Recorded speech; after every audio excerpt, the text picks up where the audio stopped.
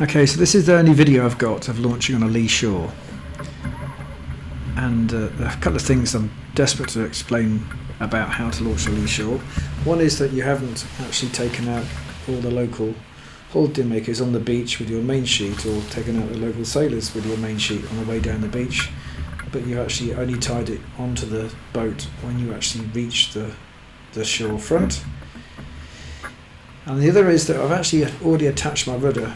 It's already made in one piece. So the tiller's in there, the downhaul's tight, everything's tight on my rudder, but I've just slipped it inside the traveller at the back.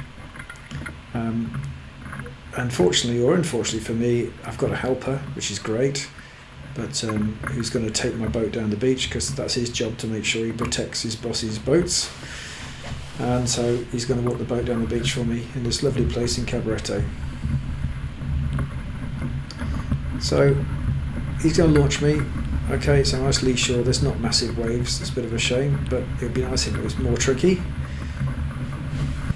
But the thing I'm going to try and show you here is that the most important thing is, once the boat's off its trolley, and you might normally do this by getting your oppo to hold your boat while you take his trolley, but in this case I've got a nice guy doing it for me.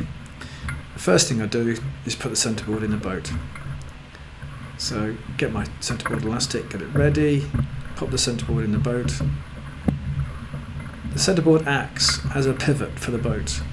So if the bow starts to go off the wind, like it does now, possibly because my helper thinks that's what he'd like me to do, I can push the transom towards the boom and use the pivoting of the centreboard to keep the boom close to head to wind, because that's what I want to do, keep the boat head to wind, because the next big wave will take the bow back towards the beach. So keep it head to wind by pushing the transom whichever way it needs to go, using that centreboard as a pivot, or the daggerboard as a pivot.